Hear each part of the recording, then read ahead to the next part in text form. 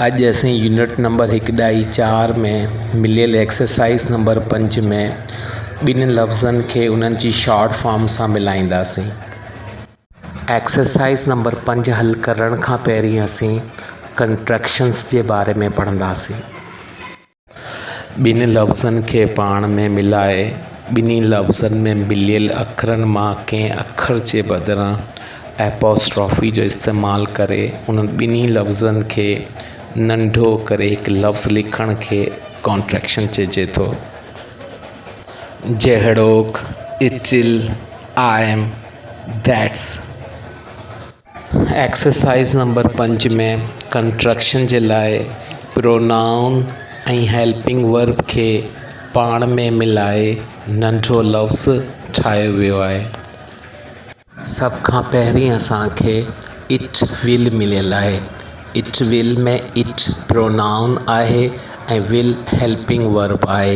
It विल जो short form ठाहिण जे लाइ असीं WI जी जॻह एपोस्ट्रॉफी इस्तेमालु कंदासीं ऐं इट विल जो शॉर्ट फॉर्म थींदो इटिल।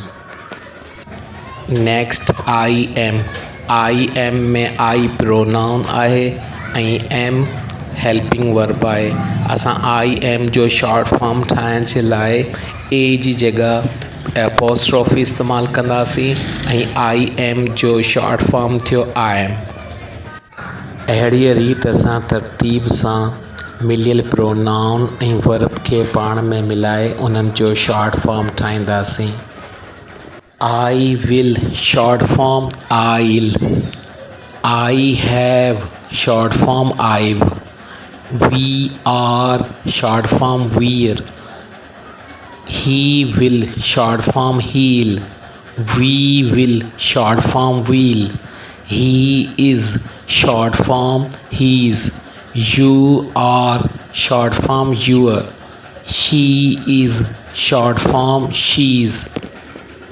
एक्सरसाइज़ 5 में मिलियल लफ़्ज़नि में पहिरीं प्रोनाउन ऐं उन खां पोइ वर्ब जो इस्तेमालु थियल आहे सिवाइ do not J. Do not जो कंट्रैक्शन ठाहिण जे लाइ असीं कंट्रैक्शन ठाहिण जो हिकु ॿियो तरीक़ो इस्तेमालु कंदासीं जंहिंमें हेल्पिंग वर्ब ऐं नॉट खे पाण में मिलाए कंहिं हिकु अखर बदिरां एपोस्ट्रॉफी जो इस्तेमालु करे उन्हनि लफ़्ज़नि जो कंट्रैक्शन या शॉर्ट फॉर्म ठाहींदासीं।